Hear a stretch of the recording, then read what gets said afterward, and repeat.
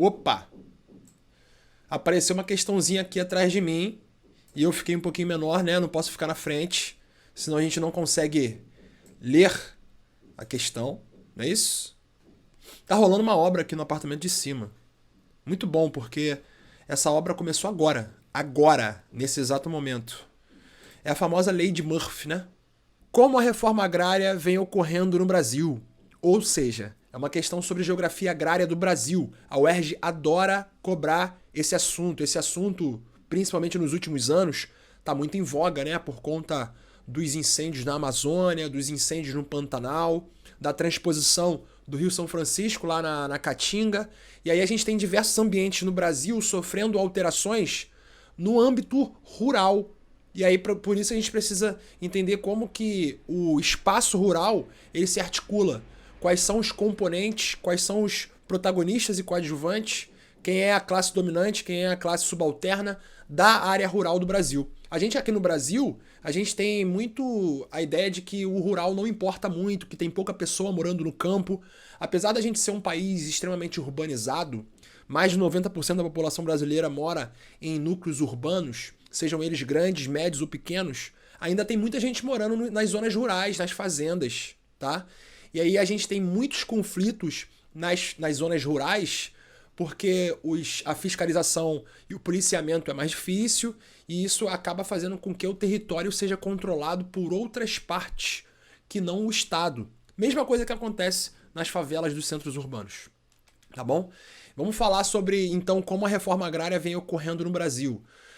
O processo de reforma agrária, com contornos similares aos atuais, se iniciou em 1985, sob o governo Sarney. Então, galera, é bom lembrar que 85 foi o ano do fim do regime militar, né? O fim do regime militar é o ano de abertura política, certo? E Sarney ele assume porque o Tancredo Neves morre, né? Tancredo Neves seria o primeiro presidente após a abertura política e o Tancredo Neves morre e aí surge o Sarney. O Sarney ele governou o Brasil numa época muito complicada, na época da hiperinflação, inflação galopante, que o feijão mudava de preço 3 vezes no mesmo dia. As pessoas iam para o mercado de manhã, compravam um feijão por um preço, de noite já estava o triplo do preço. E essa era a inflação do Brasil em meados da década de 80 aí. E aí, mas a gente está falando de reforma agrária, né? O processo de reforma agrária com contornos similares aos atuais se iniciou em 85, sob o governo Sarney. O Instituto Nacional de Colonização e Reforma Agrária, o INCRA é o Instituto Nacional de Colonização e Reforma Agrária. É ele que gera todos os dados, né, que a gente vai ver aqui, e é ele que briga efetivamente por uma reforma agrária no espaço rural brasileiro.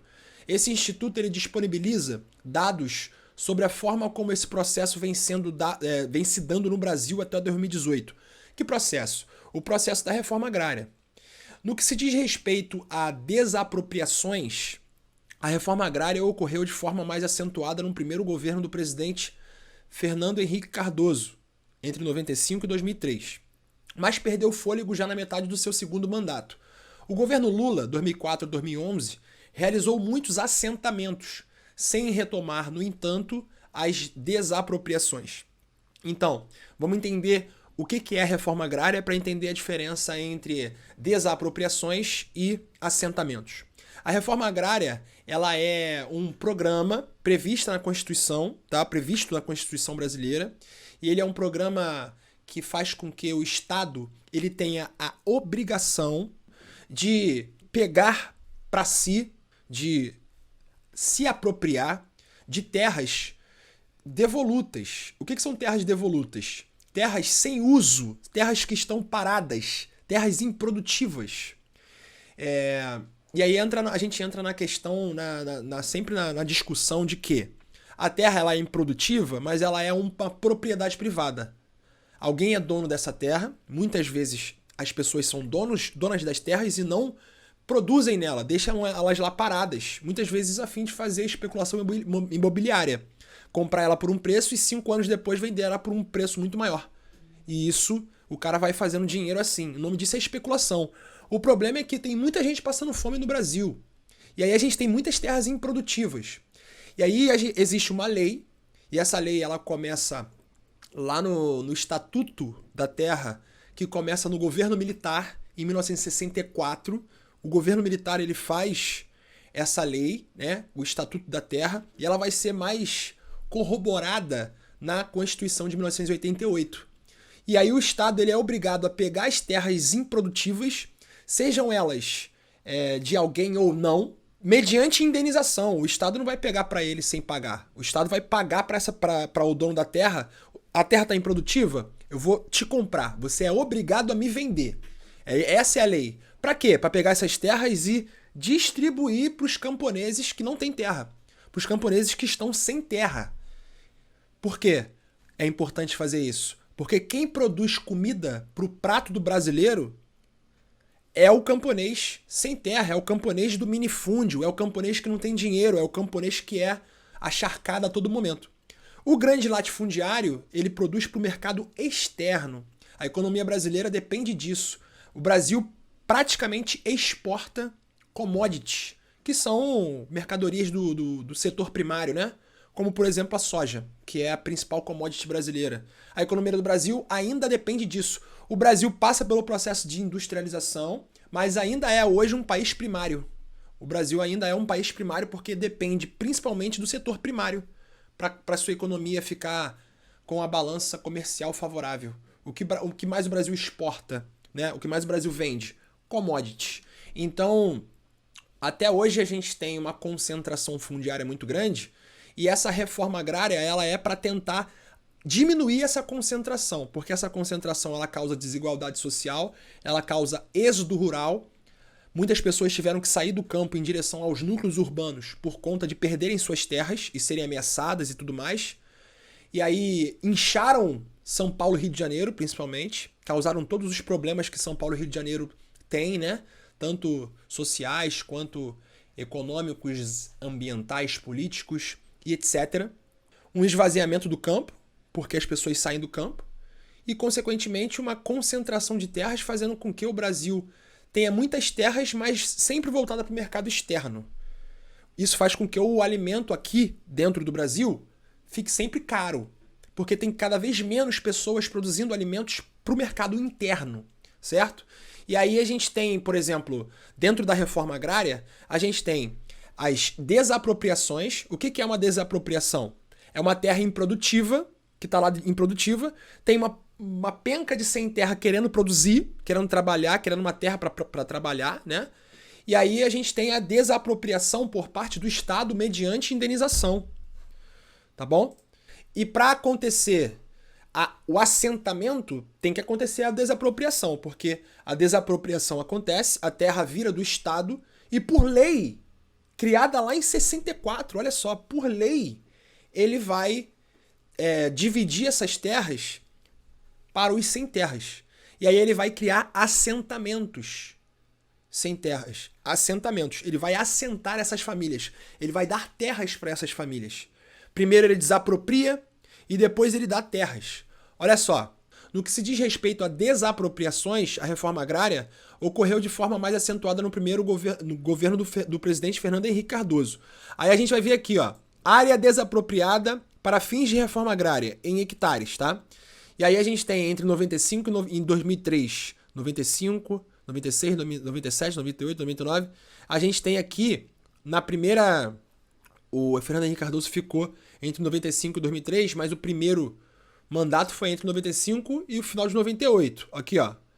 É o momento, nos últimos anos, de maior desapropriação. Maior número de desapropriações de terra para fins de reforma agrária. Tá bom? Mas desapropriar não significa assentar as famílias. São dois processos diferentes. Ele desapropriou muito. Aí a gente tem, por exemplo, aqui área utilizada para assentamentos do programa de reforma agrária. Aí o governo pegou essas famílias e botou nas terras.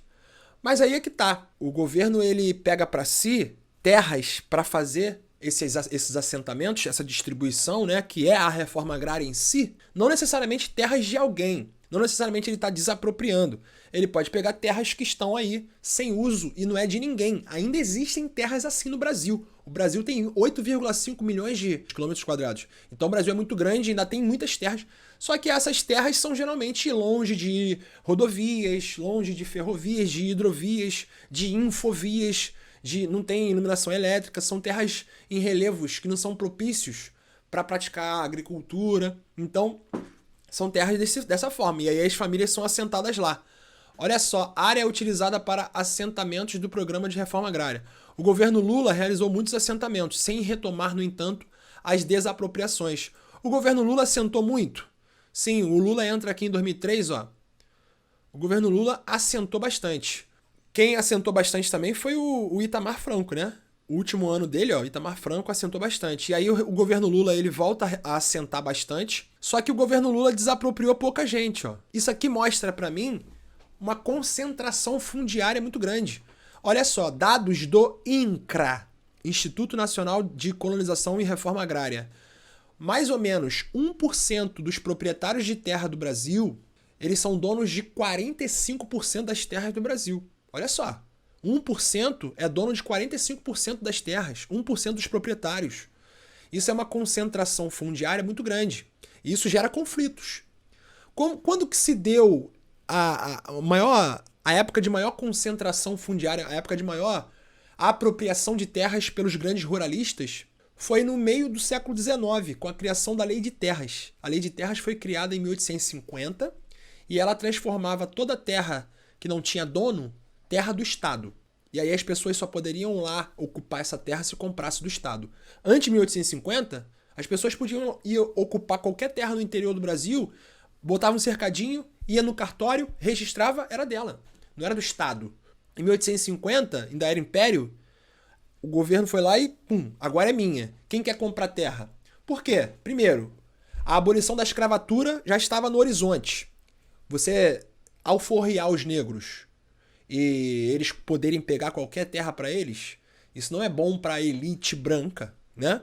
E também os imigrantes europeus estão vindo para o Brasil, estão começando a vir para o Brasil, e também não é bom dar terras para os imigrantes. Eles precisam trabalhar nas terras dos grandes proprietários.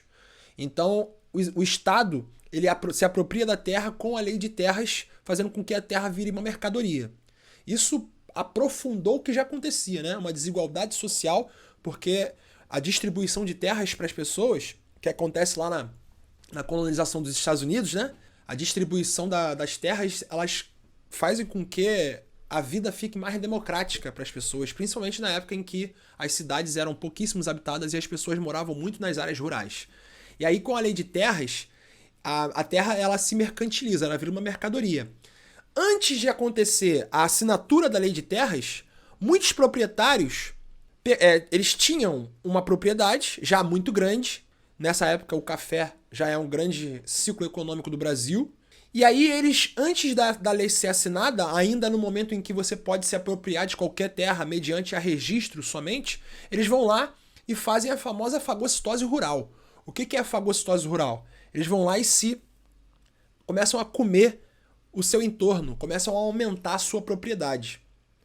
E aí o que eles fazem? Eles criam a documentação, né? Eles criam a documentação e aí colocam a documentação dentro de uma gaveta com um grilo. O grilo, quando ele se sente acuado, ele solta uma substância amarela. E aí essa substância amarela, ela fica entranhada no papel e dá um ar de papel envelhecido. Olha só que doideira. E aí eles mostram a escritura daquela terra na qual eles fizeram a fagocitose rural. Muitos conflitos agrários no Brasil são oriundos dessa grilagem. O nome disso é grilagem. Por quê? Porque muitas terras são griladas por diversos fazendeiros. O cara fez a grilagem da mesma terra do que o vizinho. E aí eles disputam muitas vezes na bala quem é o dono da terra. É uma das causas dos conflitos agrários brasileiros. E você que está me assistindo aqui, que não faz ideia de que existe conflito no campo brasileiro, existe e existe muito. Muitos assassinatos. O Lázaro tá aí, né? Você não sabe a história do Lázaro, vai pesquisar. Muitos assassinatos, muita covardia, muitos crimes no campo brasileiro. O problema é que a nossa mídia não mostra. Não dá like. Certo? Não dá like. As informações do texto e a comparação dos dados dos gráficos permitem reconhecer um processo socioespacial para o conjunto do campo brasileiro, cujo efeito é